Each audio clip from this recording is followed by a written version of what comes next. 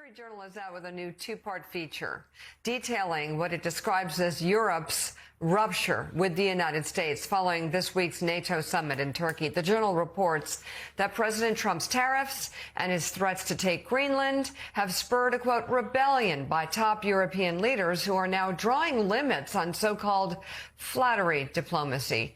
Reading from the piece, quote, NATO Secretary General Mark Rutte has tried hard to appease the Trump administration by flattering Trump. You saw him there saying nothing while Spain was being insulted, while promising that European countries will spend 5% of their GDP on defense-related expenditures and will continue to buy American weapons, whatever it takes to keep the U.S. committed to the alliance. Canadian Prime Minister Mark Carney, by contrast, has argued that the West is undergoing a rupture. The old America, he has told European leaders, isn't coming back.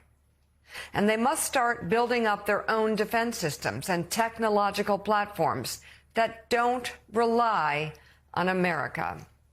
Joining us now, two co-authors of that piece, World Enterprise Team Chief at the Wall Street Journal, Joe Parkinson, and Wall Street Journal senior reporter Drew Hinshaw. Joe and Drew, thank you so much for being with us. You know, we heard some of this in the first term, Donald Trump's first term. Angela Merkel at one point said, hey, you got to stop counting on America. We're going to have to look elsewhere. But nothing like what we've seen, especially this week. You guys talking about sort of this flattery diplomacy going by the wayside.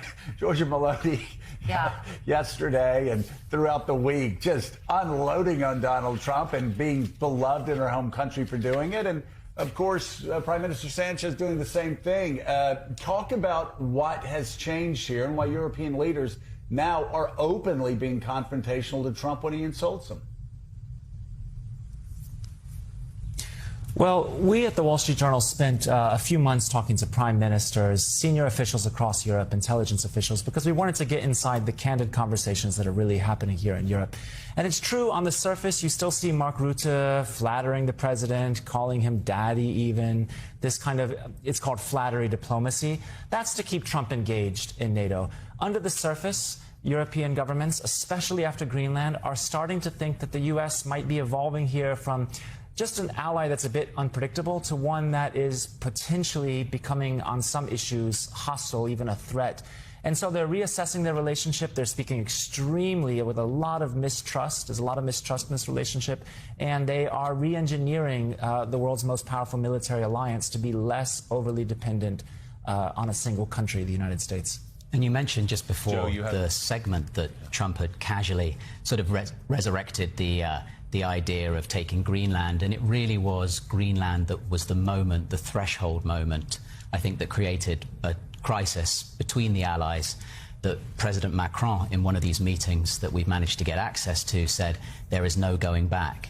In that meeting where the European leaders all met without phones, they met without a written record, without a recording of the meeting so they could speak frankly, said to each other that they can no longer tolerate this, said to each other that the Belgian Prime Minister said, if this continues, it'll be like we are America's miserable slave. They spoke for 5 hours. They called it a therapy session. And so while that is just one meeting, it represents this threshold moment. And I think what you're seeing is this very clear duopoly, if you like, between the public comments at NATO, where we still see the flattery and we still see the bonhomie, and what's happening in private, where the Europeans have decided that they need to make a plan to be less reliant on the United States. Drew, that is an extraordinary scene that you all describe. You have European leaders in what they call the space egg, the safe space at the European Council, where they can speak candidly, and you have Macron, as you said, there's no going back. We have to draw a line here with Greenland. And interesting that the president just a couple of days ago is talking again about the United States needing control of Greenland strategically. So, Drew, I guess the question is, there's a lot of talk, there's a lot of therapy sessions behind the scenes. How is this rupture, as Carney called it, manifesting itself in policy, economic, defense, and otherwise? Yeah. Well, Europe is spending hundreds of billions of euros, hundreds of billions of dollars to create their own defense technology platforms that are outside America's control. Let me give you an example. Some of European governments, when they talk to each other, their most sensitive conversations right now, as I speak to you, go through Elon Musk's satellites. The weapon systems being used in Ukraine, European weapon systems, they rely on Starlink connections. And governments they're putting their own satellites in space. Europe is putting hundreds of satellites in space specifically so that they can have conversations that don't go through Elon Musk's systems, and so that their weapon systems, for example, aren't reliant on where Elon Musk comes down. And he's been very helpful in Ukraine, but they don't want to build an alliance dependent on one person. France has ordered 2.5 million civil servants to stop using Microsoft Office, to stop using Microsoft Teams, and to start using French or European software. Governments from Germany, the Netherlands, Belgium, France again, they are creating their own messaging platform so that government officials don't do official business over apps like WhatsApp, which is owned by Facebook's Meta. So there's a real de-Americanization, if you can call it, that's happening inside NATO. And this is very unusual because it's still an alliance that is extremely interwoven and, of course, dependent on the United States. Joe, congratulations on the piece. I read it. It reads like a kind of international spy thriller with all these leaders huddling in a room to kind of talk about the villain on the other side of the Atlantic. It's great reporting. You talk a lot about Mark Carney and his role in the piece of trying to make Europeans feel they don't have to do this flattery game with Donald Trump anymore. What's Mark Carney's strategy? Because although Europe is spending more on defense and we're seeing the money come in, they've got problems with capacity, they've got problems with coordination. Is there also a feeling that Mark Carney has a blueprint for how the decoupling with America can work in practice? That is a great question, and I think it's really the question, whether the reality is keeping up with the rhetoric. It's one thing to say, as Mark Carney has done, this critique that since the Second World War, the alliance has been like a wheel, with America as the indispensable hub and all of the allies as spokes. And in his view, the allies need to be not spokes dependent on the hub. There needs to be a new model of more integration and less dependence just on one particular ally. It's going to be a very long road. The changes that Drew is describing are massive. They're mostly happening sort of behind closed doors, if you like. It's not something that people are talking about too openly, because this is the plumbing of the alliance, the plumbing that's connected the parties, since the Second World War. But one thing's for sure, that none of this has been tested before. And the other thing that's fascinating about Mark Carney's role is, really, Mark Carney would not be Prime Minister if it wasn't for the 51st state comments that President Trump made at the beginning of his second term. Those comments, I think, to many people in America sounded like they were just throwaway lines or a bit glib, but to the Canadians and to the Carney administration as it was sworn in and reading the intelligence reports, it was incredibly serious, and it changed minds, so that the Canadians really were trying to advocate with the Europeans since the very, very early days of Carney's prime ministership that we should have a different strategy. We should be less reliant.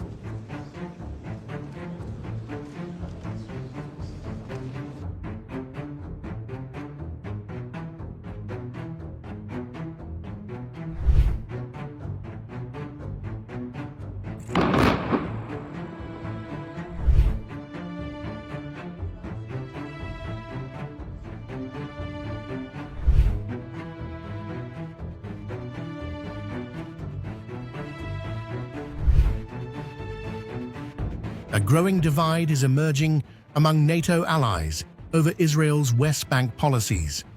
France, Britain, Greece, Latvia, and Denmark backed the urgent Security Council meeting, warning that the escalation is no longer limited to isolated incidents of violence.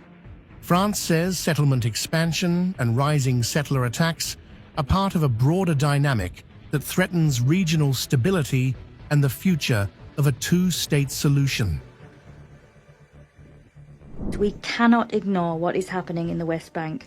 The violence that is perpetrated there is part of a broader dynamic whereby settlement activity is continuing and settler violence against Palestinian civilians is on the rise. This situation is a direct threat to regional stability and to the viability of the two-state solutions.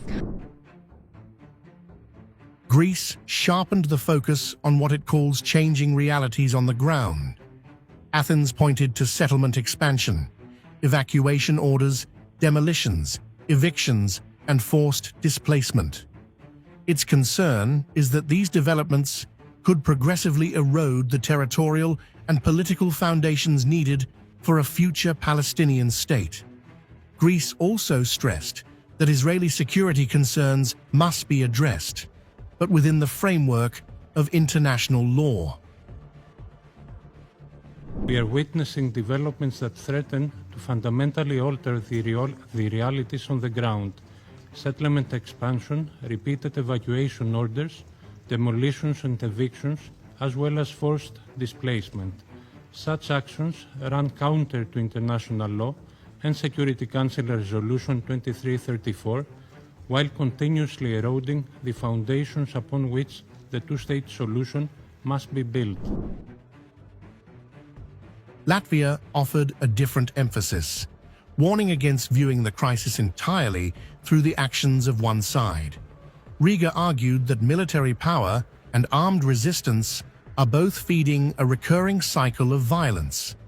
It called for Israeli security concerns and Palestinian aspirations to be addressed together, while insisting that the current trajectory cannot deliver lasting peace. Madam President, for decades we have witnessed that military power, as well as armed resistance, fuels the recurring cycle of violence, reignited by proponents of extreme views on both sides.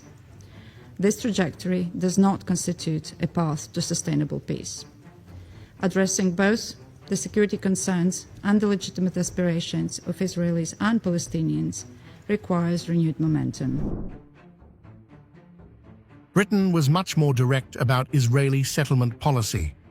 London condemned settler attacks and said perpetrators had acted with impunity for too long. But its central warning was about settlement expansion, particularly the E1 project. The UK says the project could divide the West Bank, while settlement growth more broadly undermines the viability of a two-state solution and increases insecurity for both Israelis and Palestinians. Settlements are illegal under international law. They undermine the viability of a two-state solution, and they fuel insecurity for both Palestinians and Israelis.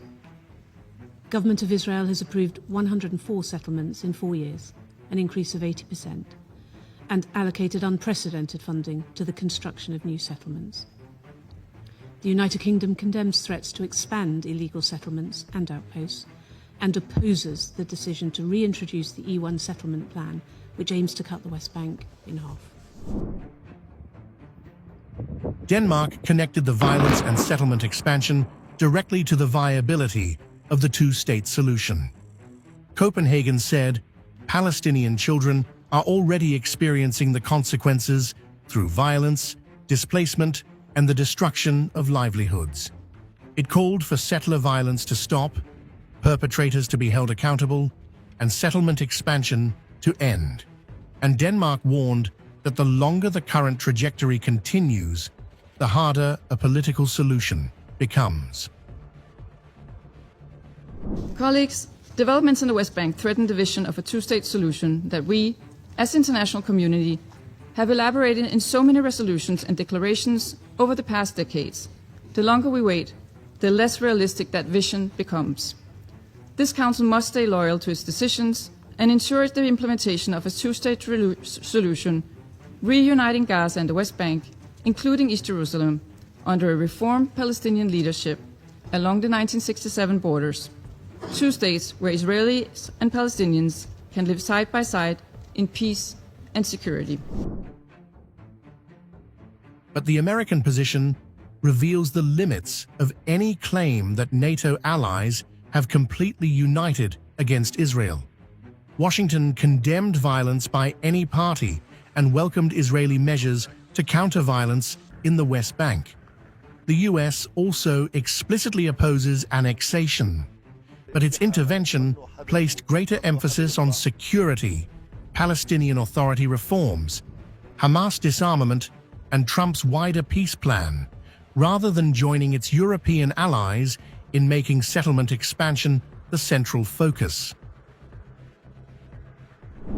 As the United States has said many times, we strongly condemn violence by any party in the West Bank.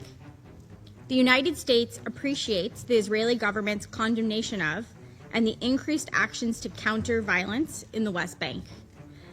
Israel has taken specific steps, such as increasing law enforcement actions, to boosting the IDF presence, and to allocating significant financial resources to counter violence. The United States will continue to work constructively to increase security, reduce tensions, and enhance stability that is beneficial for both Israelis and Palestinians alike. And while Washington explicitly reiterated its opposition to West Bank annexation, its approach remains distinct from the sharper criticism coming from several European NATO allies. The result is not NATO versus Israel, but a growing NATO divide over how Israel's West Bank policies should be confronted. For President Donald Trump, loyalty has become a defining measure of America's alliances. I just want their loyalty. We don't need their money. We don't need anything. We have the most powerful military in the world by far. But I just want loyalty. You know, we're so loyal to them. He has now tasked the Pentagon to determine just how closely NATO is aligned with Washington.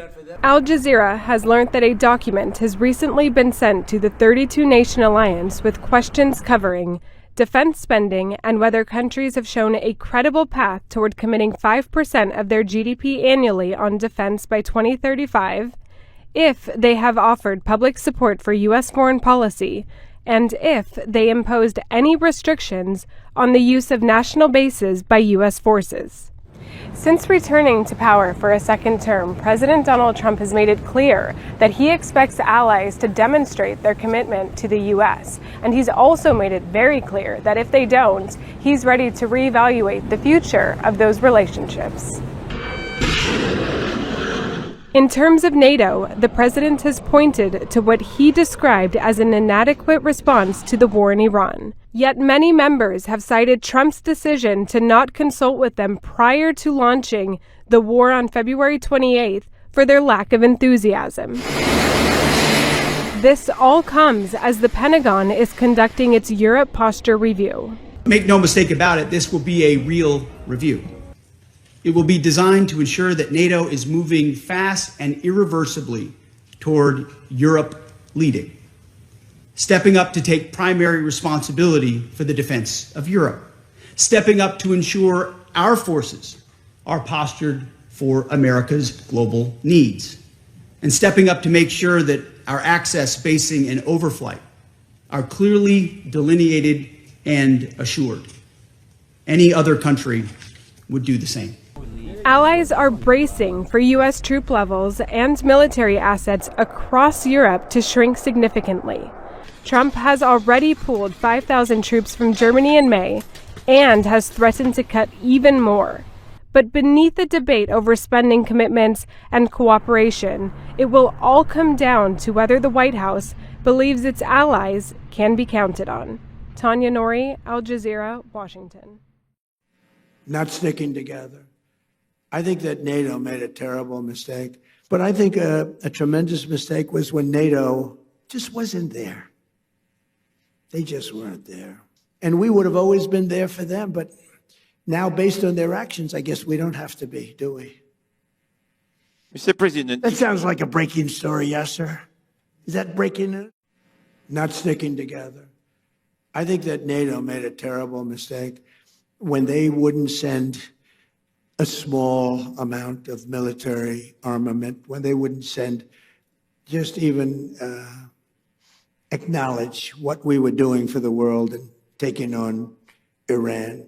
I never considered it very risky, but war is always risk. You know, a lot of strange things happen in war that are very bad, but I didn't consider it. I know how great we're the greatest military by far. Anywhere there was nobody close. I didn't think there was a big risk, but there's always surprises with war. They can be very bad surprises. I mean, wars are lost that should be won. Many wars are lost. You think a country is going to wipe somebody out and they end up getting wiped out themselves. So it's always risky. But I think a tremendous mistake was when NATO just wasn't there. They just weren't there. It's going to make a lot of money for the United States because we spend hundreds of billions of dollars a year on NATO, hundreds of protecting them. And we would have always been there for them. But now, based on their actions, I guess we don't have to be, do we? Mr. President. That sounds like a breaking story, yes, sir? Is that breaking news?